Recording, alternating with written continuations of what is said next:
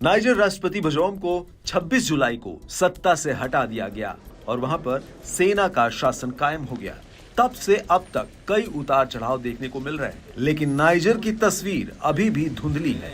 Niger के आगे का भविष्य अभी भी अधर में है। जैसे जैसे एक एक दिन आगे बढ़ रहा है, मामला सुलझने के बजाय युद्ध के हालात बनते नजर आ रहे हैं। एक तरफ ऐसा लग रहा है जैसे फ्रांस नाइजर पर हमला करने के मूड में है, तो दूसरी तरफ नाइजर का सैन्य शासन फ्रांस के हस्तक्षेप को कतई बर्दाश्त करने के मूड में नहीं है और फ्रांस को खुली धमकी दे रहा है। नाइजर की नई अंतरिम सरकार ने फ्रांस पर सैन्य शासन को उखाड़ने के लिए क्षेत्र में अपने सैनिक और बड़ी मात्रा में युद्ध सामग्री भेजने का आरोप लगाया है।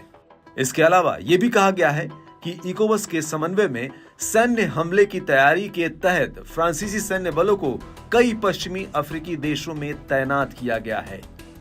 नाइजर की नई अंतरिम सैन्य सरकार के प्रवक्ता कर्नल अमादो अब्दुर्माने ने राष्ट्रीय टेलीविजन पर यह घोषणा की कि फ्रांसीसी सैन्य मालवाहक विमानों ने सेनेगल, आइवरी कोस्ट और बेनिन में बड़ी मात्रा में युद्ध में इस्तेमाल होने वाले हथियार और तकनीकी सामानों को उतारा है। सैन्य शासन लगातार फ्रांस को नाइजर से चले जाने का दबाव बना रहा है। अब फिर इस बात को दोहराया गया कि नाइजीरियाई धरती से फ्रांसीसी सैनिक चले जाएं।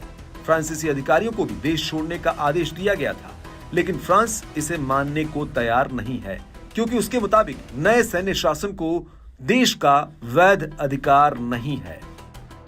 फ्रांस कहीं से भी जुंटा के वापसी के फरमान को मानने को तैयार नहीं दिख रहा है। फ्रांस के विदेश मंत्रालय ने मंगलवार को कहा कि उसके एक अधिकारी को नाइजर में गिरफ्तार किया गया है और जुंटा से उसे तुरंत रिहा करने का आह्वान किया गया है। साथ ही फ्रांस के राष्ट्रपति इमैनुअल मैक्रों ने कहा कि फ्रांस के राजदूत नाइजर में अपने पद पर बने रहेंगे, भले ही उन्हें जाने के लिए कहा गया हो। वैसे जुंटा ने नाइजर पर हमले की तैयारी को लेकर जो बात कही है, उसे लेकर इमैनुअल मैक्रों से जब सवाल पूछा गया तो इस संबंध में उन्होंने कुछ भी कहने से इनकार कर दिया। यहां आपको बता दें कि 1960 में फ्रांस से स्वतंत्रता प्राप्त करने के बाद से नाइजर में अक्सर सैन्य तख्तापलट होते रहे हैं और फ्रांस ऐसे सरकारों को मान्यता भी देता आया है, लेकिन यहां उसका रुख अलग है। इसको लेकर विशेषज्ञों का मानना है कि चूंकि नाइजर में नया नेतृत्व फ्रांसीसी आर्थिक और औपनिवेशिक एजेंडे को पूरा नहीं करना चाहता है, इसलिए पेरिस अब सैन्य हमले का नेतृत्व कर रहा है।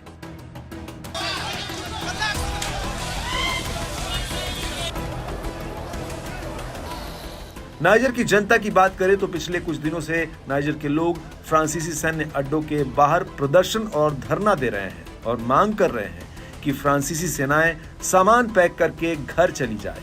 ये स्पष्ट संकेत है कि नाइजीरियाई लोग अपने देश में फ्रांसीसी सैन्य उपस्थिति के खिलाफ हैं।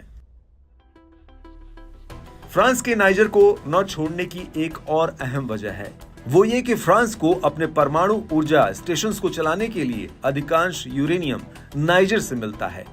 यदि फ्रांस नाइजर के साथ अपने संबंध तोड़ देता है तो पेरिस अपने बिजली संयंत्रों के लिए यूरेनियम के एक प्रमुख स्रोत को खो देगा। आर्थिक दृष्टिकोण से भी फ्रांस अपनी उस औपनिवेशिक नीति को बरकरार रखना चाहेगा जिसके तहत इस सैन्य शासन के पहले यानी राष्ट्रपति बजौम के शासन में नाइजर के राजस्व का 50% फ्रांसीसी खजाने में जमा किया जाता रहा है।